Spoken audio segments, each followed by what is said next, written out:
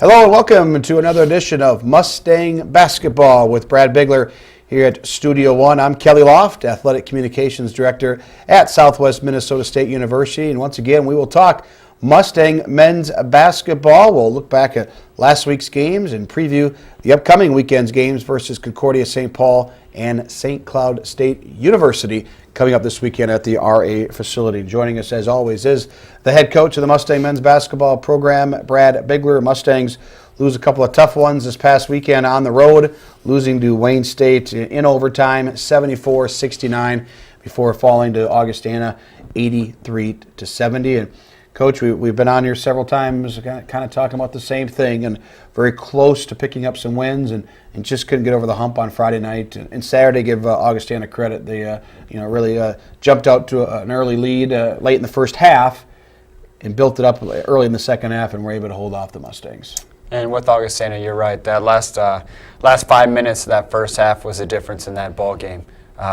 We got a little bit of foul trouble, had to take some guys out, and they took advantage. They knocked down some tough shots, made some big plays, and bumped that lead up to about 13, I believe.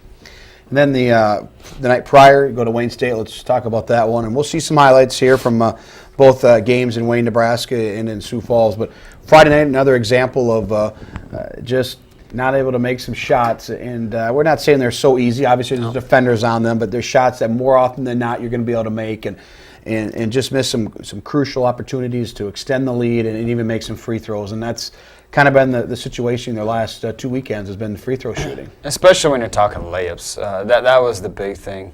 In both the last 5 minutes of the ball game and over the course of overtime, we missed quite a few layups and free throws.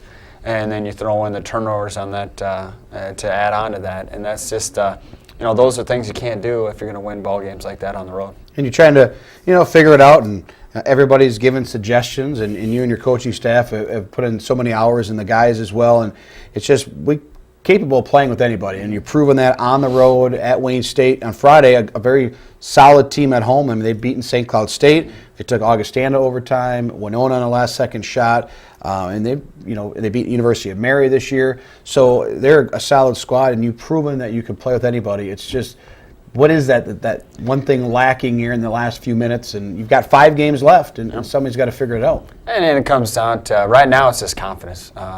Guys believing in each other and believing in themselves, and make sure, I guess, what we were talking about coming out of the weekend is make sure that they prepare themselves the best that they can, whether it's getting in and watching more film, whether it's getting some more shots up, so that when they are in that end-of-game situation, they have the confidence to make the play when it's necessary. And you look at some of the statistics from the ball games, and you've got certain guys that maybe have struggled a bit, or some even have some big numbers. But it's not only the numbers; it's certain turnovers at certain times of the ball games. And it's great. Guys are trying to make plays, but maybe trying to do just a little bit too much. And that's what's happening at the end of the ball game. Some guys are they're trying to do the right things. They're trying to step up and make the big play, and maybe pressing a little bit and trying to do some things. And where they're getting in too deep off a drive, or they're trying to force up a shot that just might not be there. And those are some things that we have to correct if we want to win close ball games. Well, the Mustangs on Friday night in the loss overtime to Wayne State, led by 2 at half, had the lead for much of the second half, and did rally to tie it. Scott Rail, a jumper with or a drive to the basket with about 10 seconds left, tied the game. Mustangs had a 2-point lead in this overtime, had a chance to make it 4, but you go 1 of 2 in free throws, and it's just little plays like that, the difference right now. The Mustangs were not able to make enough free throws, and Wayne State did. SMSU finished the night 9 of 17 from the free throw line after starting off 3 of 4, and 4 of 9 in the second half, and 2 of 4 in the overtime frame. Mustangs 14 points each for Matt Zager and Scott Rail. Rail also had 15 rebounds in that game as well. But you look at some of the numbers, Coach, and obviously Jordan Miller struggled, just had the 3 points, a 3-pointer in overtime, and he's a guy that he's got the confidence and he's got the stroke, and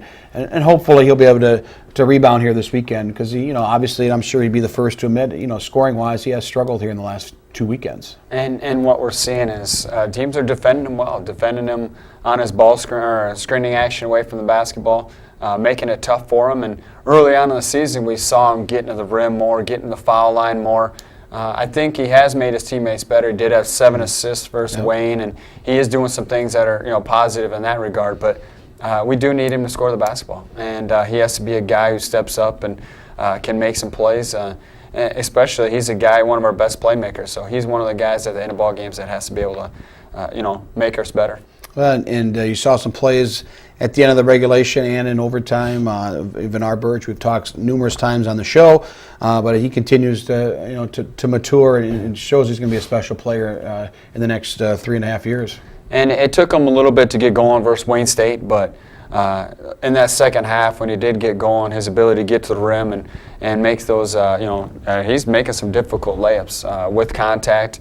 Getting a few and ones, and if he wasn't making baskets, he was creating for other teammates, and that was good to see out of Bernard that Friday night game. And Saturday, I thought Bernard played very well. It's unfortunate he just picked up a couple fouls early, and that really led to a lot of our troubles because defensively we didn't match up how we wanted to, and allowed McCaffrey to have a good night. Yeah, you look at the Saturday night game. Mustangs lose to Augustana 83-70, and a big night for Cody Schilling and Cameron McCaffrey in the first half that gave them the lead. The game was tied with about 8 minutes to go in the first half, and then a big run to end it. They go up by 13 points at halftime, and they're very tough with McCaffrey. He had 29 points and Cody Schilling, but when they had their third and fourth option starting to score, that makes them very difficult, and that's what happened with Life Nomland making some threes for Augustana and opened up an 18-point lead. You were able to battle back and get to within 8, but as you mentioned, when Vinar goes on the bench, he's a very good defender, and unfortunately the Vikings were able to take advantage of that.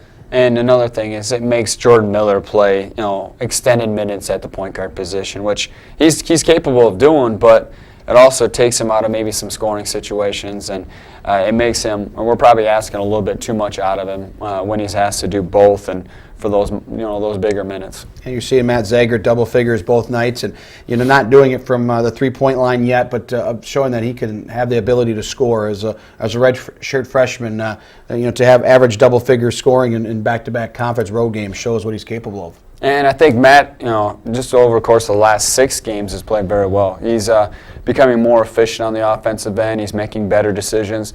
And defensively, he's been better. That's the thing where we need Matt to really improve on that defensive end, getting through ball screens, getting through screens away from the basketball, and just your natural flow of the basketball. Once he can figure that out, his minutes will continue to improve. That leads to my next question. When you say, they figure out on defense, is that something you can teach, or is it just a willingness by the player, for instance, going after rebounds as well? I mean, how do you teach a player to become better on the defensive end? I think some of it's just game minutes. Part of it's just getting those reps. And practice is one thing, but games are another thing, and you have to be able to step up a little bit. And the intensity and the focus in a game is just a whole nother level. And he's making strides. He's doing the right things. Now it's a matter of just continue to getting better. Well, I'm sure you play at this level and you coached it long enough now. I mean, people need to realize, what Matt had to deal with maybe defensively versus Hutchinson in the conference is a little bit different than going against Augustana. And it's not a shot, it's just a different style of play. High school, it's a whole nother level, even to play Division II to Division I. It's a big step. And the thing about him, in high school with his team, they were a smaller team, so he had to guard bigger players. Well, that has translated over to this level, though, because he does finish well and he does rebound well in traffic, and he does a lot of things where he plays bigger than what his 6-foot frame might be. Now it's just a matter of some simple adjustments that take some time, and he'll be able to get better on the defensive end, and he's playing good basketball right now. Well, we'll take a look at the highlights shortly, but we look now. You got 5 games left. You're 1 game out of the conference tournament, and we talked about it earlier this week. You just can't look at the standings. You're just worried about one thing, and that's playing a good first half against Concordia and then a second half, and that's really what it comes down to. I'm sure you've told the guys that we can't look at who's going to win this game. Let's just try to be 1-0 after Friday night. And that's the truth. It gets back to, and we've said it quite a few times, but it gets back to the basics. Play with some passion, play unselfishly, and try to be the aggressor. I think that's the thing that we're going to do this weekend. Probably no different than we always do, but we're going to be the aggressor on the defensive end, try to dictate the tempo on that end, and hopefully that'll give us energy. Maybe we can get out and run a little bit more and make some plays in transition. And you've always said just because you're at home doesn't mean you're going to come out with that extra fire, but you've had success at home this season, and the road has been a different story. You've been in so many close games, and this conference is so crazy. A couple of weeks ago, Concordia loses twice, loses at home to Augustana and to Wayne State, and then last weekend they go to Upper Iowa and to Winona and win both games. So, teams are winning on the road, and that's right now the difference of maybe could be fifth place if we win just a couple of road games. And we've had our chances. Talking Northern State would be the one that probably pops out most, where for the majority of that game, I thought we controlled the game, but then they just made some plays at the end to kind of steal it from us. Well, we'll take a look at the highlights. Mustangs and Wayne State last Friday. Mustangs lose in overtime 74-69, and we'll start off here in the opening half. Again, the Mustangs shot very well in this contest, 46% in the first half, and Mustangs going right to left here in the opening half. And Nick Smith finished with 7.7 boards and had a strong first half and got open here underneath. And that was good patience, got a good ball reversal, got action to the rim off a high-low touch, and Nick went up and finished. Good defensive stop here for the Mustangs, forcing an awkward shot by the Cats. And the Mustangs really in control for much of this half, and an 8-point lead at one point. Just a quick stretch that got the Cats to within a point, going on a 7-0 run. But here's Matt Zager with a nice drive to the rack, gets the ball to drop, and then follows it up here with another basket on our next highlight.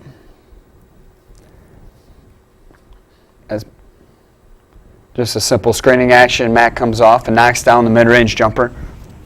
And the Mustangs, again with that lead in the first half, led by as many as 8 with 11:42 to go in the half. And a great feed from Bernard Birch to Taylor Huseby for a bucket. And then Trent Carlson here in the hits down the first 3 of the night for the Mustangs. At the top of the screen right now.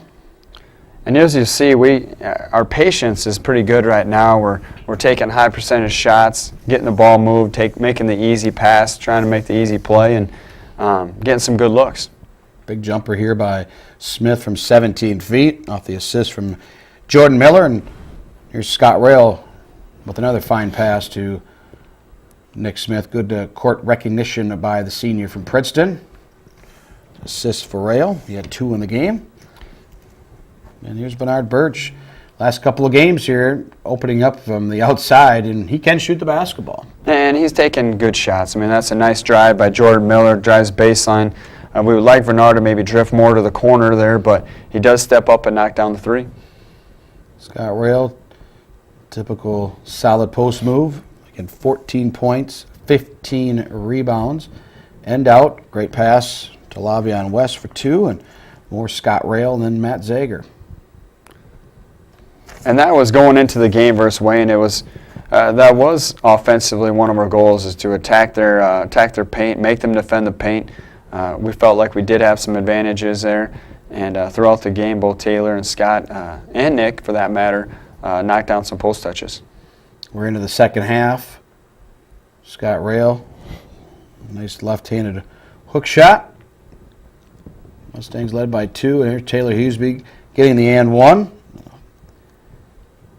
You see again the Mustangs going against this man defense, Wayne, and saw some zone throughout the night as well, and just patient with the basketball. And Lavion West buries that jumper, and come back with another basket right now at the left elbow. And Wayne did a good job of just mixing up their defenses. I thought it affected us the first half when they went on that little run in the first half. They got a few steals, and it was because they were changing up their defense. Mustangs 12 of 20 shooting in the second half for 60%, and you can see it's a very high percentage shots. Bernard Birch driving, does not get the foul or the shot to go, but the ball is loose, picked up by Zager, and he'll lay it off the glass. And then a big three-pointer again, Bernard Birch with 2 on the night. He had 14 points. Again, Jordan Miller driving baseline, and that's where Jordan's being a playmaker. And he didn't score necessarily, but he was finding open shooters and finding posts on cutters and doing a good job in that regard. Yeah, getting down here, offensive board. The Mustangs And this is late in the contest. There's Trent Carlson driving. This ties the game, and the Mustangs trailed late. Great comeback, and here's the last few plays here for the Mustangs. Bernard Birch driving. Now Mustangs down 4. He makes that to make it a 1-point game, and here's the shot to tie it with 10 seconds left. Bernard does a great job of drawing the defenders. Scott trails him, and they connect on the pass and put it in. Chance to win it. Fadeaway jumper, no good for the Wildcats. So we go to overtime. Mustangs tied with the Cats, and the Mustangs had a 2-point lead early. Had a couple of, it was a shot by Scott Rail. It gave the Mustangs a 2-point lead. Then a couple of missed shots here, but this is an opportunity that had for the Mustangs, just couldn't finish. And that kind of typified the overtime in this possession. And as you'll see here, Bernardo ended with another missed layup, and that was just one of those possessions where we need to be able to get that bucket. No, that's a golden opportunity. Mustangs now down late, having to fire up some threes. We had 3 3-pointers in the last minute. Here's Jordan Miller's lone 3 of the night. And then Matt Zager will finish it off. Mustangs, though, do lose 74-69 to the Cats on Friday night down in Wayne, Nebraska. And that one missed opportunity highlight. Again, they're doing their best to make plays, and they're working hard. It's just can't get over the hump right now, and we just keep waiting for it. And maybe in these next 3 weekends of basketball, something will change. And you hope. I mean, you're hoping that that those missed layups, for example. I mean, it's just those are plays those guys can make, and it's just a matter of stepping up and getting it done.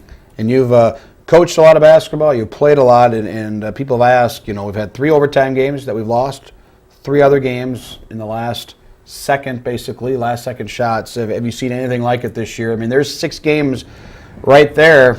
Either way, you just go 3-3 in those 6, and it's a whole different season right now. But again, I guess you can't dwell on that. No, and I mean, at this point, we have a lot of pride, and it's a matter of going out and still competing and doing the things that we're doing.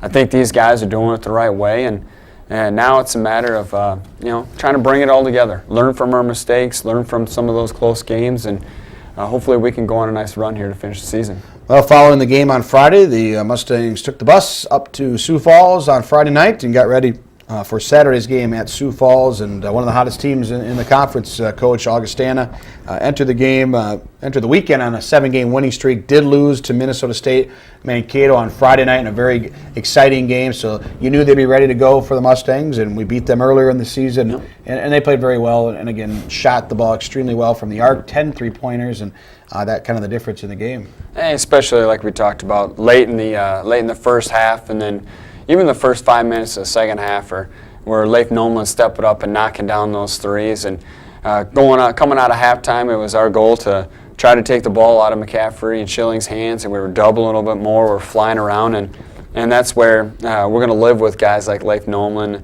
stepping up and shooting those threes, and we're hoping that he misses and we get the rebound and go the other way, but he steps up and knocks him down. Well, we'll take a look at the highlights from the ball game in Sioux Falls against Augustana College. Again, the Mustangs lose 83-70. Mustangs in the white uniforms here on this Saturday night. And Scott Rail, who had another double-double for SMSU with 2 of his 15 points, a team high 15 points. 11 double-doubles this season for Scott Rail. Jordan Miller, good to see him get going early after the night he had the night before struggling. And here's Nick Smith. You're going to see a lot of this, I think, during his career. He will shoot that outside jump shot. And it was nice for him to just knock one down. Hopefully that gives him some confidence, and he'll be open to shooting it a little bit more. And that was his first 3-pointer of the season. There he took another opportunity to hit one, but missed it. But Scott Rail, the old board, and the basket. Now here's where the Mustangs tie it. Down 15-12, we get a steal and then an and one. Bernard Birch goes in, and the Mustangs have tied it here at 15, but a big run by Augustana gave them a double-digit lead. Scott Rail did hit a big jumper to help stop this run. Here we're late in the first half with 20 seconds to go. Big old board, and Trent Carlson drills the 3, and much needed to cut the deficit down to 13. Now into the second half, Scott Rail back-to-back baskets. And in the, start off, just our motion was quite a bit better. We were a lot a lot more patient, handled their pressure. I thought that was one thing that Augustana did well in the first half. They were putting a lot of ball pressure on us, and we didn't handle that pressure the way we could have. Offensive rebound, shot no good, but they keep battling for it. Was the Mustangs' Jordan Miller, a couple of old boards, and then Jordan driving baseline right. And again, that's that aggressiveness to the basket that you were talking about that Jordan did very well early in the season. I'm sure I'll bring that back. Here's Matt Zager in the paint, turnaround jumper. Mustangs shot 35% in the first half, while Augustana shot 56%, and SMSU did rebound to shoot 48% in the second half. And Bernard Birch, drive, good pass, and finding Lavion West open for the three. And here's a steal and an opportunity to cut into this deficit. You're kind of getting some momentum, but just couldn't capitalize. And this is one of two plays where we also got a steal where Lavion went the other direction and missed a layup. And in all honesty, if we make this basket and we make that layup, it's about a 5-point game with 2.5 left. And unfortunately, we missed, but they come down and score, and all of a sudden it's a 12-point game. Yep. Matt Zager fakes the three, drives, gets the and one, and Jordan Miller still wouldn't go away. The Mustangs under a couple of minutes here. Long range three by Miller. He finished with 12 points, as did Matt Zager. And towards the end of the game, it's one of those things where we're calling some timeouts. We're trying to score baskets in a hurry, and as guys are making baskets, that's just the flow of calling timeouts and then putting in subs to make fouls and to extend the game as long as you can. Similar to what Winona did to us a few weekends ago, or last weekend. Here's a history maker, Scott Rail's first three of his career. When you have Nick Smith and Scott Rail hitting threes, you're a tough team. And here's Trent Carlson throwing a three up, but it wasn't enough. Mustangs fall 83-70. And you have seen over the years some of our big men making some shots. Ross Damasi, his game opened up over the years, and I'm not saying Scott Rail is going to be shooting three-pointers, but it does make a difference when you see Nick Smith be able to do that, because over time, I mean, people have to defend him, and he has the ability to get to the basket if they do have to closely guard him. And it allows you to do some more creative things on the offensive end. Jeremy Van Klomberg would be the guy who steps out. As his career developed, he really stepped out and shot the three well, especially his senior year.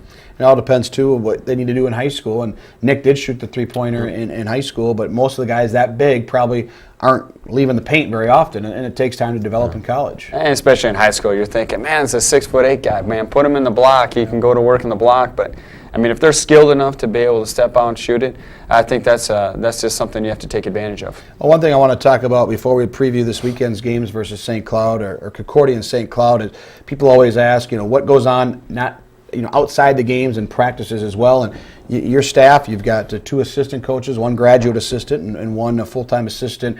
Talk about what goes on throughout the week, because it's not just watching film and practices. The guys are all over the upper Midwest here during the week before games on Friday and Saturday. Yeah, and I guess to break down our routine pretty briefly, it's early in the week we're looking at doing a lot of scouting reports, breaking down those scouts and getting not only the handwritten but also video scouts down. And then at nights, Coach Kading and myself are doing a lot of traveling right now, doing some recruiting and just trying to prepare for the future. And hopefully we can get some signees in the late April signing period. And it makes it difficult, too, with the weather for traveling purposes, but a lot of games are being canceled, and it makes it tough for coaches. And you do have one early signing that you had earlier this season, but you'll have some more as well, because we do lose some very good seniors in Scott Rail and Taylor Hughesby. But let's not look too far ahead, because there's still lots to play for this weekend. Concordia, St. Paul coming to Marshall on Friday, St. Cloud on Saturday, and two teams that swept this trip last year. Concordia and St. Cloud beat the Mustangs, and again, 2 games earlier this season. Jordan Miller had chances to shoot three-pointers to win the game both times in early December, failed to do so. So it's going to be a great contest on Friday and Saturday against some very talented squads. And Concordia, St. Paul, they're just a different team. They have some different matchups. They have some twin brothers, the Olafeso brothers. I can't even really say the last name, but they present matchups for everyone, difficult matchups for everyone that plays against them. They're both about 6'2", 6'3", but they play like they're about 6'5", 6'6". They're pretty athletic. They're very good off the bounce, and they can do a lot of things. And I think they provide that toughness that has made them one of the better teams in the conference this year. And then you flip it to Saturday night. You have probably one of the best players in the conference, Player of the Year candidate, and Taylor Witt, and over the last few years, one of the best players in this league. And when you watch Taylor Witt on film, he's a guy that doesn't need a whole lot of room room to get a shot up. He's a guy who can create a shot at any point. He does a great job with his body and trying to get in to lean in, get his body, and then get to the foul line. He does a lot of good things for him, and when plays break down or at the end of games, he's the guy that's going to be making the play. Well, should be an interesting weekend at the RA facility. Just 3 more home games left, Friday and Saturday at home. 8 o'clock start times for the men's games versus Concordia on Friday and St. Cloud State on Saturday night at the RA facility. So a big weekend coming up for Mustang basketball as they try to make that conference tournament. When we know what happens when you can do that. Last year Mustangs got in, tied for 6th in the league, and then went all the way to the conference tournament championship game. So lots to play for. Hope to see you out there at the RA this weekend as the Mustangs take on Concordia on Friday and St. Cloud on Saturday. Coach, thanks for stopping in. Thank you for watching. For the head coach, Brad Bigler, I'm Kelly Loft. You've been watching Mustang basketball with Brad Bigler. Until next time, go Mustangs.